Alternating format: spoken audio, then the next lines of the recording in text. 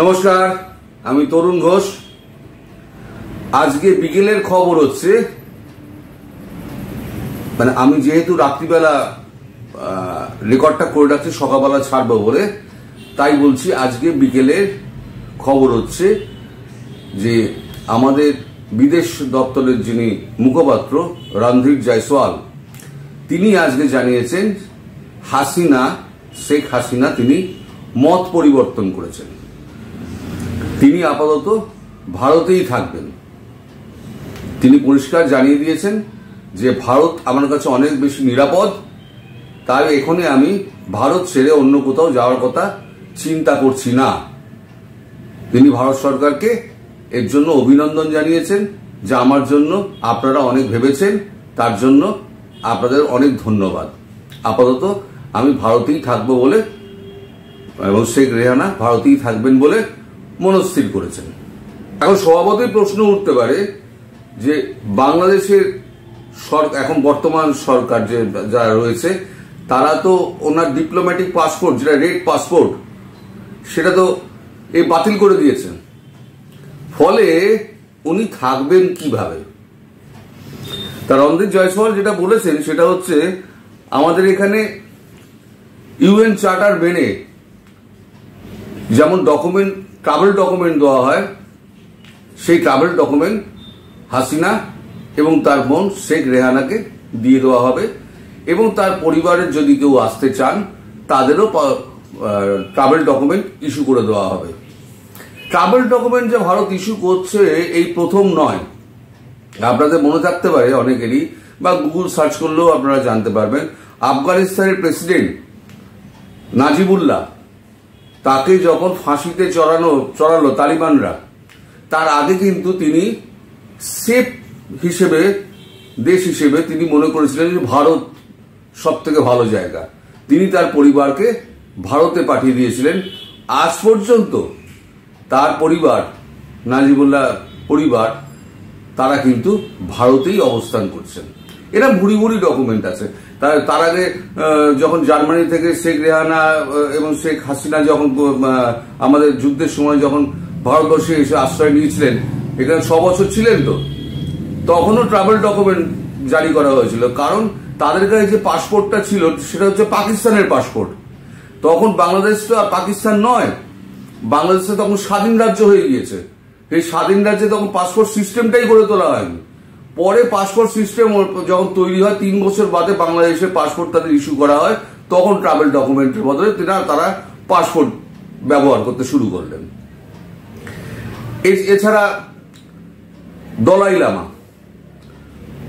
লামা সেই 59 সাল থেকে দলাই লামা ভারতবর্ষে আশ্রয় নিয়ে রয়েছেন।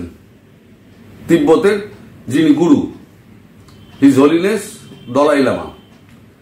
চীনের এত চোখরাঙানি, এত তরপানি, 1959 সালে ভারত তো এত শক্তিশালী ছিল না।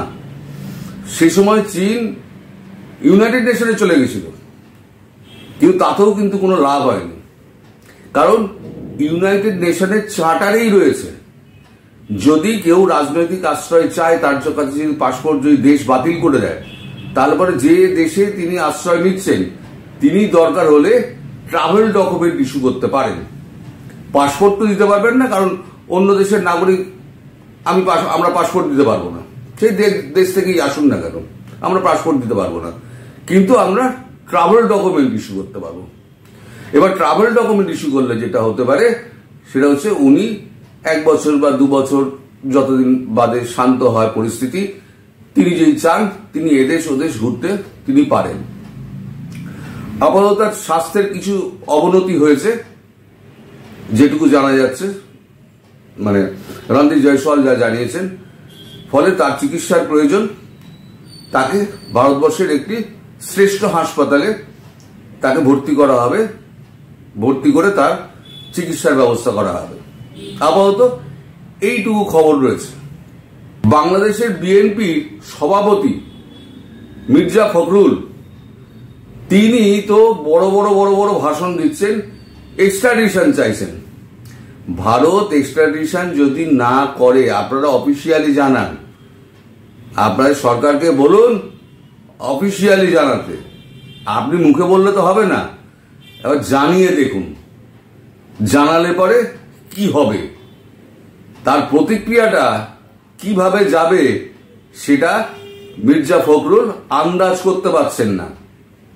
এখনো মানে বাংলাদেশিরা কিন্তু আন্দাজ করতে পারছে না তারা কি বিপদের মধ্যে দিয়ে যাচ্ছে। এখন তো নিজেদের মধ্যে মারপিট করছে, ঠিক আছে, 2 মাস 3 মাস বাদে যখন এই খাবারে যখন টান পড়বে তখন কিন্তু আন্দোলন ফান্দোলন সব ভুলে যাবেন, ওই চিকেন নেক সব কিন্তু ভুলে যাবেন। যদি কালকে যদি বিদ্যুৎটা কেটে দেয়, $1 বিলিয়ন, $6 বিলিয়ন থেকে $1 বিলিয়ন তো তাহলে শোধ করতে হবে, তাহলে রইল $5 বিলিয়ন। তা যদি শোধ না করেন টাকাটা, যদি বিদ্যুৎটা বন্ধ করে দেয় ভারত, তাহলে আপনারা কি করবেন এবার ভাবুন। Computer, laptop, Facebook, Instagram, YouTube সব বন্ধ, চার্জে দিতে পারবেন না। এখন আপনারা বড় বড় কথা বলবেন, আমরা অত বিদ্যুৎ আমরা উৎপাদন করি, তাহলে নেন কেন? আবার বলবেন যে আমরা তো পয়সা দিয়ে নিই, কথা আছে, আমরা তো পয়সা দিয়ে নিই। আরে পয়সা দিয়ে নেন মানে আমরা যদি বন্ধ করে দিই, আপনি যদি 1000 পয়সা দেন আমি মাল দেবো না। আমি এটা দোকানদার, আমি বলেছি আমি আপনার মতো খদ্দেরকে আমি মাল দেবো না। আপনি কি আমার দোকানে ঢুকে ডাকাতি করতে পারবেন? পারবেন না। তাহলে অন্য কোনো বিকল্প জায়গা দেশ আপনাকে খুঁজতে হবে। সেই বিকল্প দেশ হিসেবে আপনাদের সামনে যেটা রয়েছে সেটা হচ্ছে পাকিস্তান। পাকিস্তানের এখন যা অবস্থা, পাকিস্তানে এখন ওই তো দর আমি দেখালাম, পাকিস্তানি দর তো আমি দেখালাম, 1 লিটার দুধ 220 টাকা আমি দেখালাম। তো 1 লিটার দুধের দাম যদি 220 টাকা হয়, তাহলে চাল ডাল তেল দুধের দাম কি পড়বে? এবার ওখান থেকে ওদের নিজেরই খাবার জোটে না, ওরা কোনো রকমের দয়ার ওপরে বেঁচে আছে, তারা আপনাদের খাবার দেবে এবং সেই খাবার আপনারা 18 কোটি বাংলাদেশিকে আপনারা খাওয়াবেন বলে আপনারা খোয়াব দেখছেন। এই যে খোয়াবের জিন্দেগি না, এই খোয়াব থেকে বেরিয়ে আসুন। 3 দিক দিয়ে ঘেরা একটা দেশ। আমেরিকা এখন বুঝতে পারছে ভুলটা কোথায় হয়েছিল। আমেরিকা ভূগোলটা দেখেনি। যদি ভূগোলটা ভালো করে মানচিত্রটা দেখতো না, তাহলে পরে কিন্তু বাংলাদেশে এই কাণ্ডটি আমেরিকা করতো না। দোষটা পুরো ডোনাল্ড লুয়ের। একদিকে সমুদ্র আর 3 দিকে হচ্ছে ভারতবর্ষ, মধ্যিখানে একটা ফাঁকা জায়গা আছে, সেটুকু হচ্ছে মায়ানমার। আপনারা চিকেন নেক করছেন, আপনার রংপুরে হচ্ছে চিকেন নেক আছে একটা, চিটাগাঁও একটা চিকেন নেক আছে।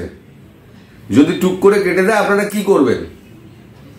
আপনার সেনাবাহিনীর মধ্যে দ্বিমত রয়েছে। নিজেদের উইকনেস গুলো আগে দেখুন, শত্রুকে সবসময় জানুন, শত্রুকে ছোট ভাববেন না। আমরা তো আপনাদের শত্রু, আমাদের কখনো ছোট, এত বড় দেশ, আপনি ছোট ভাবলেন কি বড় ভাবলেন কেউ যায় আসে না, ভারতবর্ষই থাকবে। এখন আমরা কিছু বলছি না, দেখছি কতটা বাড়তে পারে দেখছি। যেদিনকে ভারতবর্ষ খেলা শুরু করবে সেদিনকে কিন্তু আপনাদের কিন্তু অবস্থা খুব খারাপ হয়ে যাবে। যদি শুধু এয়ার স্পেসটা বন্ধ করে দেয়, ভারতবর্ষ যদি বাংলাদেশকে এয়ার স্পেসটা না দেয়, তাহলে কি হতে পারে আপনি ভেবে দেখুন। একটা ম্যাপটা দেখে নেবেন, ম্যাপটা আমি ম্যাপ দিয়ে এখন বোঝার চেষ্টা করছি না, তাহলে পরে অনেক বড় হয়ে যাবে। আর আপনারা এখন এই ছোট জায়গার মধ্যে ম্যাপটা দিয়ে করলে আপনি বুঝতেও পারবেন না। তো শুধু ম্যাপটা দেখবেন, ম্যাপটা দেখলে আপনারা বুঝতে পারবেন ভারতবর্ষ যদি এয়ার স্পেসটা বন্ধ, কিচ্ছু করলো না, এয়ার স্পেসটা বন্ধ করে দিল, আপনি পুরো ব্লক একটা কান্ট্রি হয়ে যাবেন। হ্যাঁ, আপনি যেতে পারবেন না কেন? আপনাকে দুনিয়া ঘুরে যেতে হবে। এবার আপনি বলবেন যে পাল্টা বাংলাদেশ এয়ার স্পেস বন্ধ করে দেবে। তা আমাদের কি লাগে? আমাদের যদি ত্রিপুরা যাওয়ার জন্য হচ্ছে বাংলাদেশটা লাগে, আমরা তখন কি করব? আমরা তখন এখান থেকে আসাম যাব, আসাম থেকে ত্রিপুরা যাব। ভারত সব ভেবে রেখে দিয়েছে যে আপনারা কি কি করতে পারেন, ভারত সব আগাম ভেবে রেখে দিয়েছে। আপনারা যদি মনে করেন যে আমরা হঠাৎ করে একটা প্যাঁচ মেরে ভারতকে প্যাঁচে ফেলে দেবো, একটা স্ক্রু মারবো, ভারতকে পারবেন না।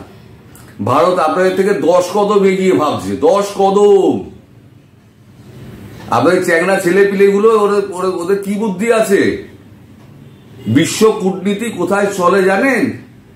অন্তত 20 বছর এগিয়ে ভাবা হয় কি 10 বছর এগিয়ে ভাবা হয়। আজকে যে কাজটা আমি করছি 20 বছর কি 10 বছর বাদে তার এফেক্টটা গিয়ে কি দাঁড়াবে, সেটাই হচ্ছে বিশ্ব কূটনীতি।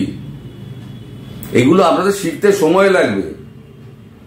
আর যা অবস্থা চলছে না, 3-4 মাস বাদে, এই ভিডিওটা সংরক্ষণ করে রাখুন, 3-4 মাস বাদে এই আপনারাই বলবেন শেখ হাসিনাকে আবার নিয়ে আসুন, না হলে পরে আমাদের দেশ বাঁচবে না। গত 13-14 বছরে বাংলাদেশের যা উন্নতি হয়েছে, হ্যাঁ অর্থনৈতিক কিছু অবস্থার অবনতি হয়েছে, কারণ একটাই মাত্র ইন্ডাস্ট্রি সেটা গ্রো করেছে, সেটা হচ্ছে আপনার শিল্প, বস্ত্র শিল্প। ওই একটাই ইন্ডাস্ট্রি, এছাড়া তো কোনো ইন্ডাস্ট্রি ছিল না।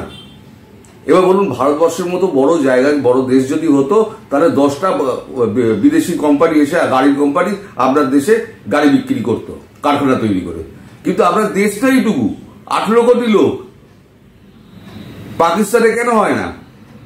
পাকিস্তানে ওরকম 20-22 কোটি লোক আছে, আর ওইটুকু দেশ। আর পাকিস্তান এখন নিজেকে নিয়ে এত ব্যস্ত, তার বালুচিস্তান হাতছাড়া হয়ে যাচ্ছে, খাইবার পাখতুনখোয়া হাতছাড়া হয়ে যাচ্ছে, সিন্ধ হাতছাড়া হয়ে যাচ্ছে।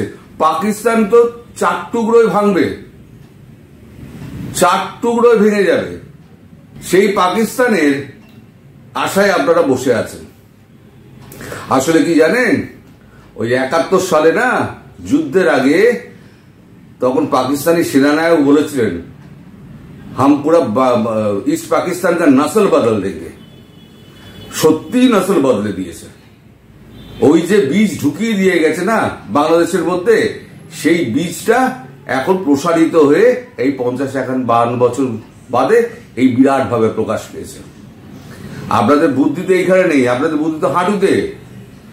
যদি বুদ্ধি থাকতো তাহলে বড় একটা পশ্চিম দেশের সঙ্গে এই ধরনের শত্রুতা আপনারা করতেন না, আপনারা বাঁচতে পারবেন না মশাই।